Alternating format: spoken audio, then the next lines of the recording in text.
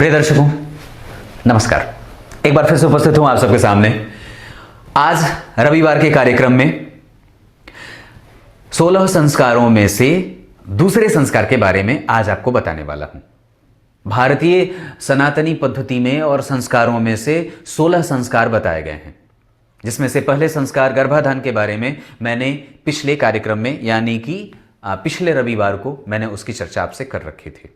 अभी उसकी एक कड़ी और बाकी है, जिसमें मैं आप लोगों को यह बताने वाला हूं कि कब हमें गर्भाधान करना चाहिए, अब कौन और कौन से समय पे गर्भाधान का प्रयास नहीं करना चाहिए।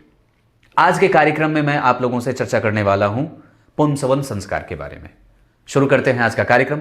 कहीं नहीं जाना है, बिल्कुल बन के रहिएगा और कार्यक्रम अंतिम हिस्से तक देखा करिए। और इस तरह के जो संस्कार वाले जितने भी कार्यक्रम मैं आप लोगों के बीच में लाने वाला हूं, उसका मूलतया उद्देश्य सिर्फ इतना है कि आप कम से कम उससे अपने आप को जोड़ सको और आगे इसको पहचान सको, क्योंकि आज संस्कारों के भूलने की दर बड़ी तीव्र है और लोग इसे प्रायः भूलते जा रहे हैं।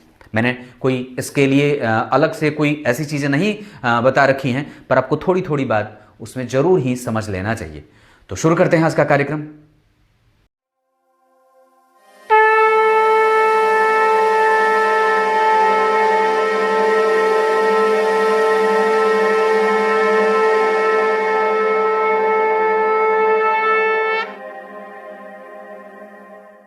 आइए अब आपको सीधे विषय पे लेके आता हूं। आज हम चर्चा संस्कारों में से दूसरे संस्कार पुंसवन के बारे में करने वाले हैं। इस कार्यक्रम को बनाने का मेरा सीधा और एकमात्र उद्देश्य है आपको संस्कारों से आपका परिचय करा दूं।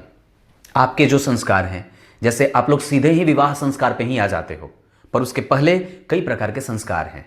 मैंने पिछले कार्यक्रम में भी आप लोगों को इस बात से बताने का प्रयास किया था, परिचय कराने का, कि जितने भी संस्कार बनाए गए हैं उसको प्रत्येक जो उसकी अवधि है उस हिसाब से उसे जरूर पूरा कर लेना चाहिए।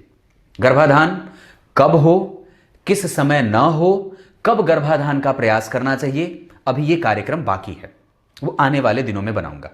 पर आज हम चर्चा पुंसवन संस्कार की करने वाले हैं। तो सबसे पहले बता दूं, पहला संस्कार गर्भाधान, दूसरा पुंसवन, तीसरा सीमंतोन्नयन और दूसरा उसके बाद चौथा जातकर्म।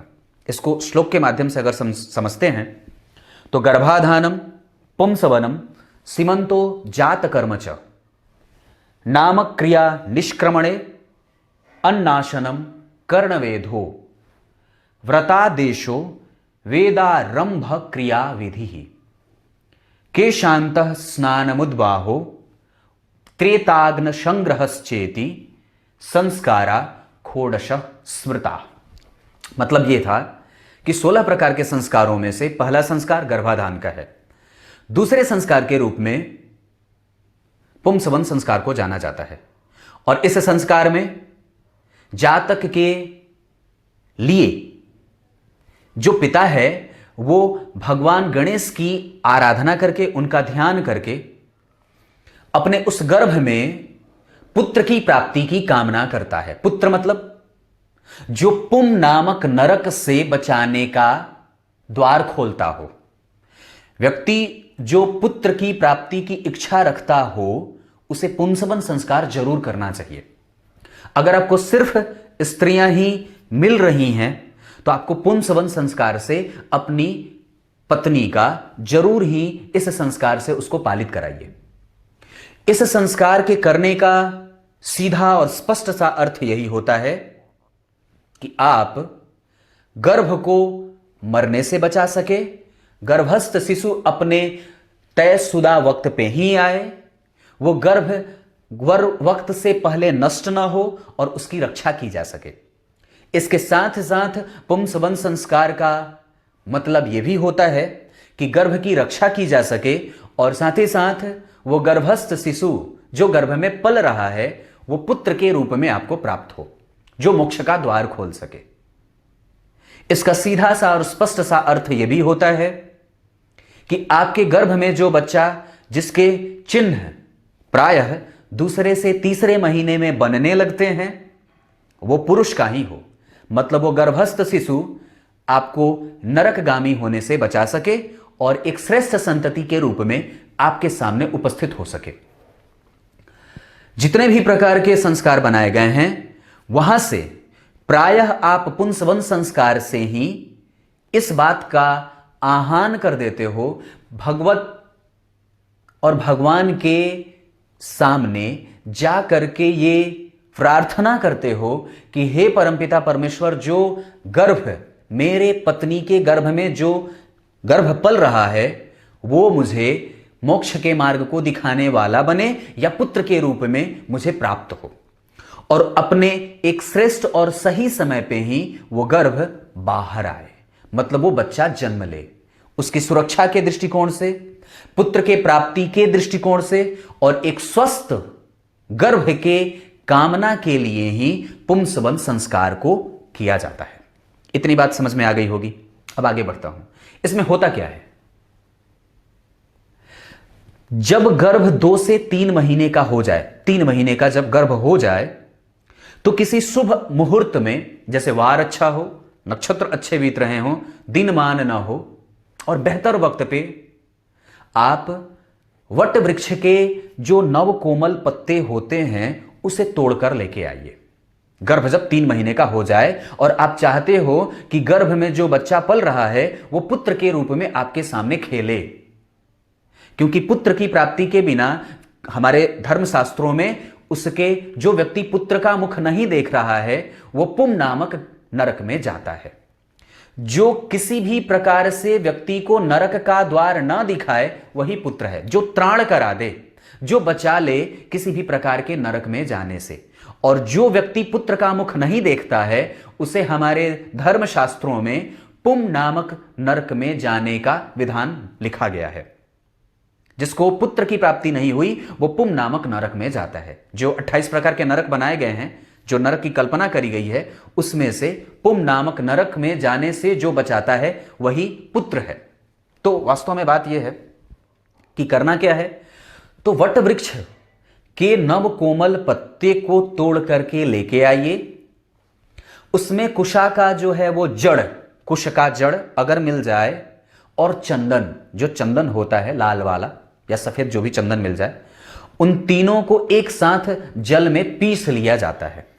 पीस लिया, तैयार कर लिया, और गर्भिणी स्त्री को एक जगह शुद्ध पूजा के स्थल पे आसन पे बिठा दिया।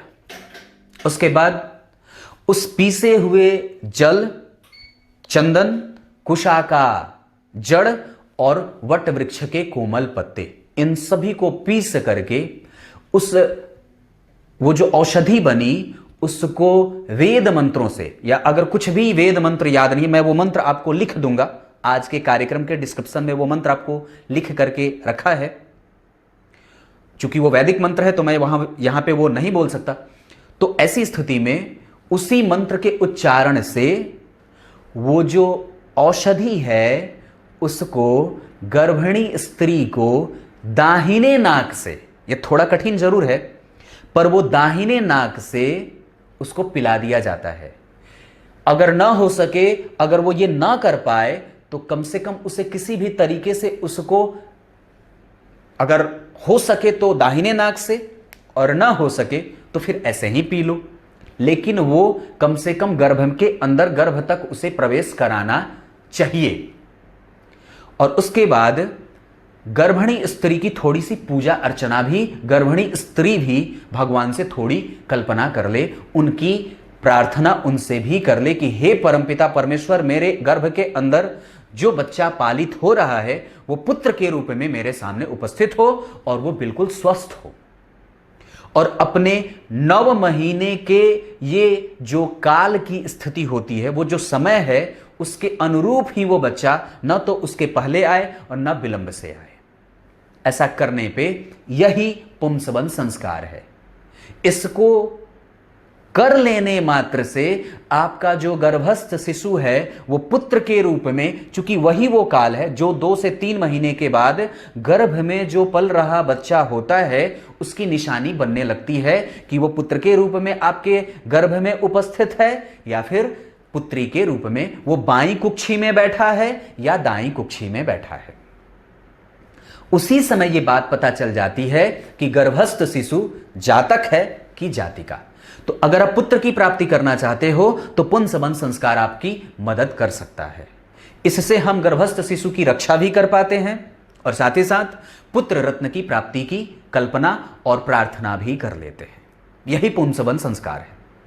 ऐसा करने से आपका गर्भ सुरक्षित तो होता ही है, साथ ही साथ आप एक श्रेष्ठ और चक्रवर्ती से और चक्रवर्ती के गुणों से युक्त श्रेष्ठ संतति भी पा सकते हो, क्योंकि ये संस्कार स्वयं कश्यप ऋषि की पत्नी दीति ने भी करे थे।